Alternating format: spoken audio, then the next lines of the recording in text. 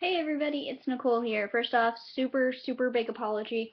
I forgot to record Red Band Society's episode 6, so I had to wait until it finally came on demand or Hulu, which was very annoying, and why I'm getting this update up to you now. So, episode 6, crazy stuff. Quick reminder, we remember from last episode that Nurse Jackson felt the need to switch Charlie's name on Vial of Blood because they want to move him to another facility. And this is a lot to do with she made a promise to Charlie that she'd be there when he woke up. So remembering that, we see her in the beginning of the episode dropping the blood off, and she asked them to put a rush on testing it. So there is that. And so then we go back up onto the roof where everybody is standing and they're looking at Dash's work, though they don't know it's Dash. And what ends up happening is Kara all of a sudden starts to look around and she kind of backs up a little bit and she gets a little dizzy. And then, we're seeing this from her perspective. Her eyes suddenly, everything goes black. And it comes back for a second. She puts down her beer bottle and everything goes black again. And she's just, very confused and she's freaking out. But, typical Kara, she doesn't want to make a big deal out of it. So, she taps Leo, who just happens to be the closest person to her, and goes, take me downstairs, like, I can't see. And he's like, oh, we shouldn't. She's like, no, I don't want anyone to know, just take me downstairs.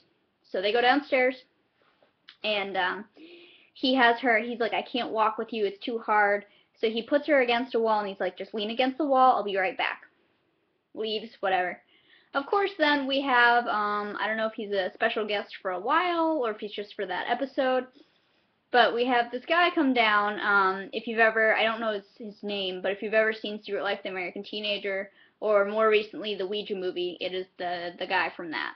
So, he comes down and he's kind of like, hey, are you alright? Can I help you?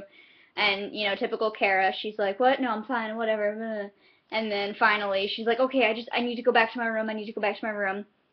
But she's mean to him, so he leads her to the elevator, then he kind of pushes her in and hits the button for 4, and clearly her room is on the 5th floor, which she said to him. And she starts freaking out because she's in an elevator by herself, and she can't see anything, so she's screaming, and he's getting a good kick out of it, and he leaves. Meanwhile, Leo gets Brittany, and Brittany gets a little wheelchair, and they go to find Kara. She's gone, and they're like, oh, crap.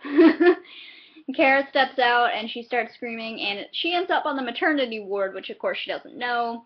She starts freaking out. They get her in a wheelchair and they're like, your contractions, how far apart are they? Her vision magically comes back. She gets happy but also slightly upset they thought she was pregnant, and that's something's clearly wrong with Kara, so she needs to get that checked out.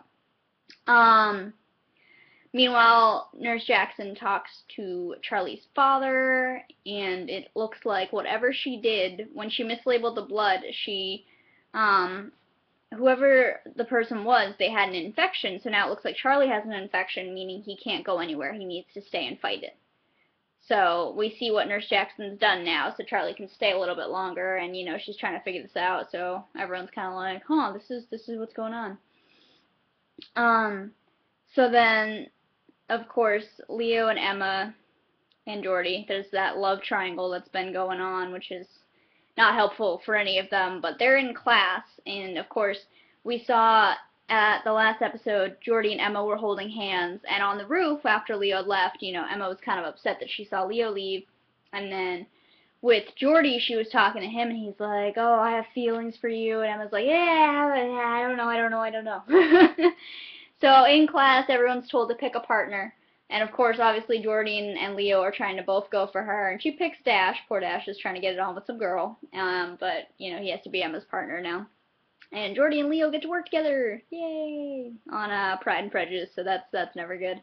Kara, meanwhile, is told that she's going to get a pacemaker put in her because her heart's getting a little weird. And obviously, she's not happy about that. And so her mom shows up, but then her mom's got to leave, and you can see that moment of vulnerability where Kara's just like, why can't you just stay with me?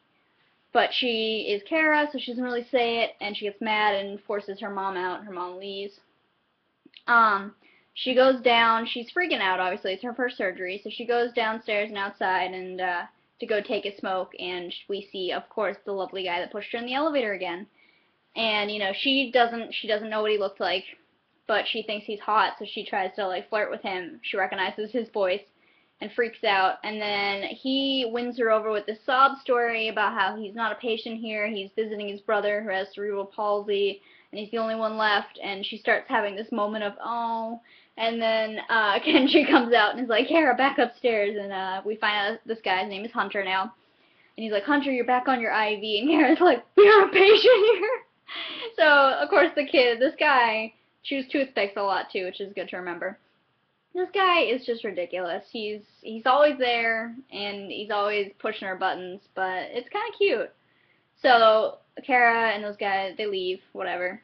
So, Pride and Prejudice, Dash is like making up whatever. Emma's doing a whole spreadsheet on Jordy and Leo, which is ridiculous, but it's Emma, so this is how she does this. And then and then Leo and Jordy are trying to work together, and obviously it's not working. Jordy tells Leo he saw them kiss, and Leo's kind of like, whatever.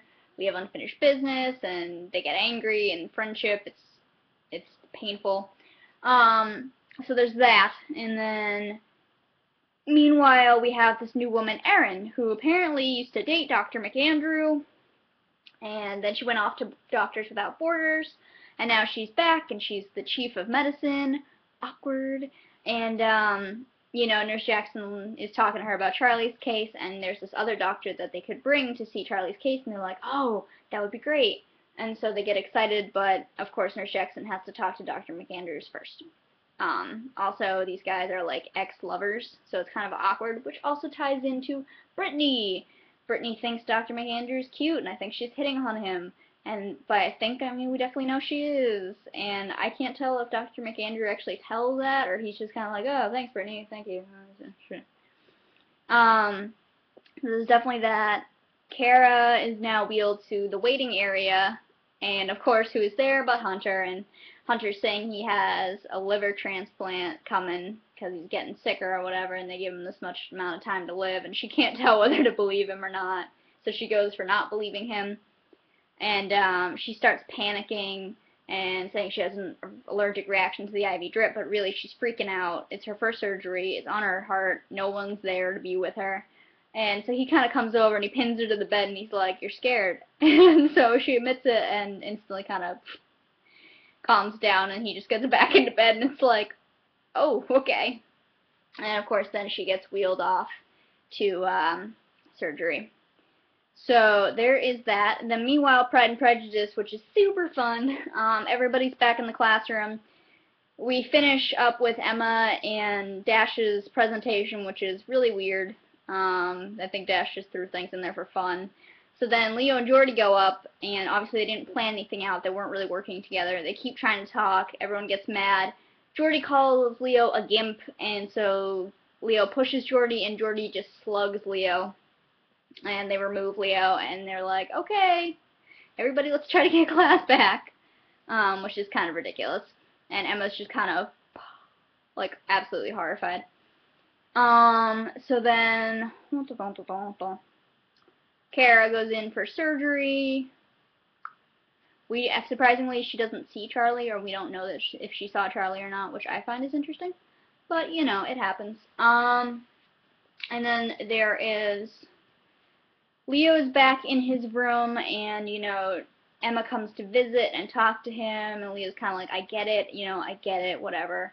Meanwhile, Dr. McAndrew and Erin have an awkward run-in with each other, and then Dr. McAndrew is later looking over some charts, and he starts putting the pieces together that one day Charlie's labs are fine, and then all of a sudden this morning they're off the charts, so he keys in Nurse Jackson did something to them.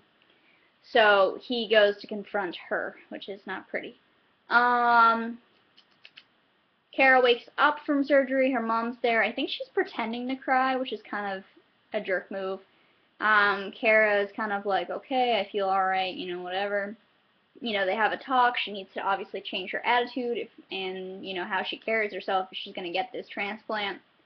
And then she sees a box of toothpicks on her bedside table, and toothpicks lead us back to Hunter. So she eventually leaves her room. Kenji's like, you were supposed to be in bed. And she's like, can you just tell me about the surgery? And he's not saying anything.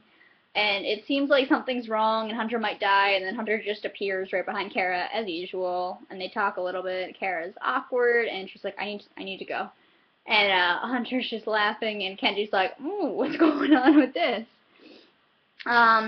Meanwhile, Emma and Leo are talking, and Emma realizes that, you know, she wants to be with Leo, she can't stop fighting it, and so they end up kissing. Yay, happiness, until Jordy is right outside the room and sees this again, and he runs off, and so Dash sees this and follows him, and they go to the roof. Dash is trying to talk him down and just, you know, tell him, like, it happens, it's whatever, and you know, you need a friend, and Jordy rips off his red band, you know, that they are the Red Band Society. Jordy rips off his band and throws it over the roof and goes, does that answer your question? And kind of walks out, and he's just done with everything, it seems.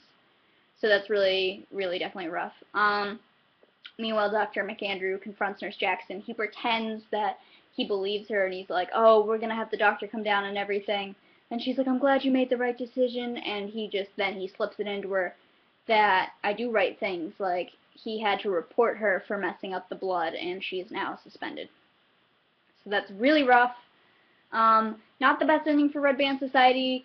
Most of the people are upset. So I'm hoping to have another update later today about the other episode.